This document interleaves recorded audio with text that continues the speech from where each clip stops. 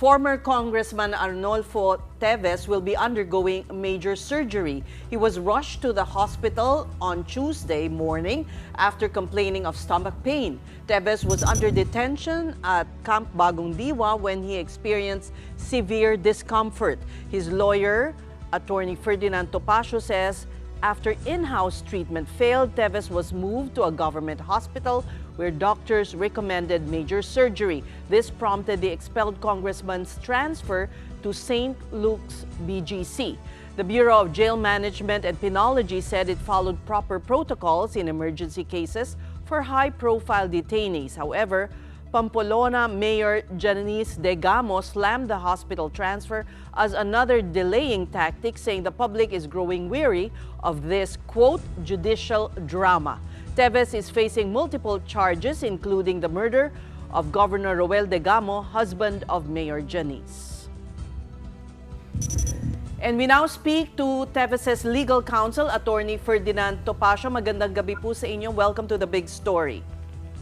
Yes, good evening po, and I'm glad to be here. Attorney, ano po ang sakit ni ex-Congressman Teves po? Anong surgery ang kailangan niyang i-undergo? Unfortunately, hindi ko po masasagot yan because if I do so, I might be violating doctor-patient privilege at wala po akong pahintulot sa kanyang mga doktor para sabihin. Rest assured na ito po ay tunay na sakit. And with respect to the comment ni Mayor Degamo, I think it is the public who is tired of her drama. Kung gusto po niya, manood pa siya ng operasyon para malaman niya na totoo po ito. You cannot fake these things at yung mga ganyang statements ni Mayor Degamo are very unkind. May karma po yan, tandaan niya. Attorney, ano naman ang prognosis without revealing kung ano yung surgery? Anong prognosis for recovery by the doctors? We don't know po because we are seeking transfer to St. Luke's as we have disclosed. So he will be under the care of his own doctor who is his nephew, Dr. Adrian Teves. So we will know once he's transferred there. Kaya nga po, medyo nirarush na po namin from the court yung authorization o yung order para siya po ay mailipat na po sa St. Luke's BGC. So at the moment, he's in the BJMP hospital in Camp Bagong Diwa. Can you confirm this, attorney? He is in a hospital po. He is in a government hospital. Okay. But for security reasons, I cannot tell you exactly where. I hope you will pardon me. That's no problem. But can you tell us mga what time po no nagyari yung sakit ng tiyan? And did the former congressman get in touch with you as his attorney to, help him out with his medical issue? 7 p.m. po kahapon sumakit ang tiyan niya, but he attributed it to the fact that he underwent some exercises after dinner at akala niya na impatcho lang siya or whatever. Ngunit it persisted until at around midnight it was unbearable. I was informed at around 5:30. I was awakened by my household staff na tumatawag nga daw po yung isang relative ni Ginoong Teves sapagkat the BJMP got in touch with that relative saying na kailangan po siyang i-hospital at hindi pa po siya ginagalaw at tagal na. So it was almost 12 hours before the onset of the symptoms hanggang siya ay nailipat sa ospital. Isa nga pong bagay na nirereklamo namin dahil parang napakatagal po at doon ako po nagkaroon ng diagnosis after an examination by a government doctor. Okay. So attorney, ito pong sakit ng tiyan ni Congressman Teves, hindi po ito matagal na sakit na niya. Nangyari lang po ito doon sa kulungan. It happened once before pero hindi ito kalala at the time that he was in Timor-Leste. But okay, go ahead. How is he po at the moment?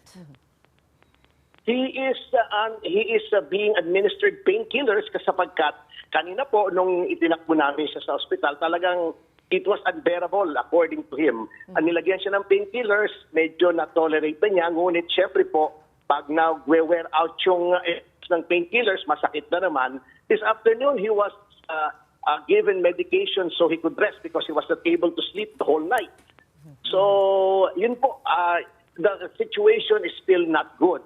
That's why nga po, bukas ipa-follow up po namin sa korte kung maaari na pong ilipat because kailangan na po talagang magkaroon ng medical intervention yung kanyang kondisyon.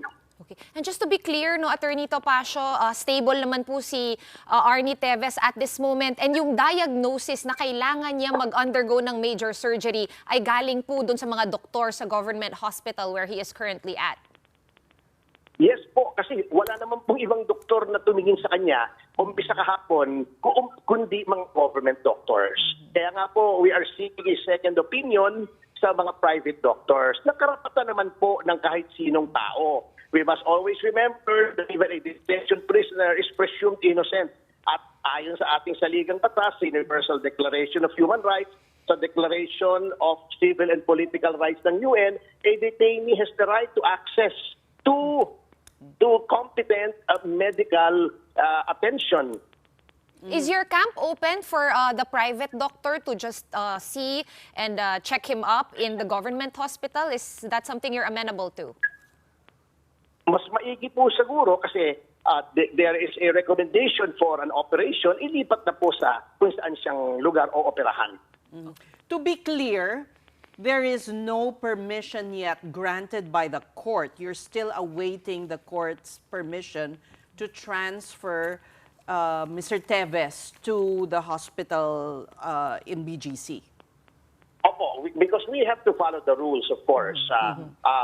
We understand his situation at yun nga po, nag-aapila lang nga po kami sa korte na baka pwedeng pakibilisan sapagkat medyo maselan po yung magiging operasyon. Pero recently, Attorney, diba, kayo po ay humingi na mapasanatili sa kustudiya ng NBI si Congressman Arnie Teves, although nahanap po ng korte na wala pong ebidensya proving na may threats po talaga sa kanyang safety, sa kanyang kaligtasan at mukhang convenience lang daw po kasi ang hinahanap ng congressman. Dito po sa paglitaw naman po ng kanyang sakit sa tiyan, paano po kung sabihin ng iba parang naghahanap lang din pa rin po ng convenience ang congressman? This po convenience yun kung life-threatening yun at operasyon. Mahirap naman po i-fake siguro yun, ano? Para mag-inconvenient ka, magpapa-opera ka. Medyo king-pay naman po yata yung sinasabing yun. Kalukuhan yun. And Attorney, ano naman po ang latest sa kaso ni Congressman Arnie Teves? We know marami po siyang kinakaharap na kaso dito po sa Pilipinas. Ano na po ang latest? They are ongoing. Since na-repatriate siya a few weeks ago, ay tumakbo na po yung mga arraignments. He has been arraigned in 2 courts and there are other courts where he will still have to be arraigned so that the process can go on. Okay, so ang next steps, what's your expectation from the court, no, Attorney Topacio? Do you have experience making this request for maybe another client? What's the rough timeline here? Wow, there is no timeline in the Philippines. It all depends on a lot of factors. So, well, we are just hopeful na ma-fast track po ito. We repeat, kami po mismo ang nagmamadali nito mga kasong ito, lalo na po doon sa Branch 51. It is in record na sinasabi nila na dinedelay namin. Pero nung humingi po kami na 10 days lang, mag-pre-trial na, yung kampo ni Janice Tigamo nagsabing kailangan nila ng 30 days. So, huwag sila magsasalita na kami nagde-delay. They should not be gaslighting. Yan ang hirap dito sa Pilipinas.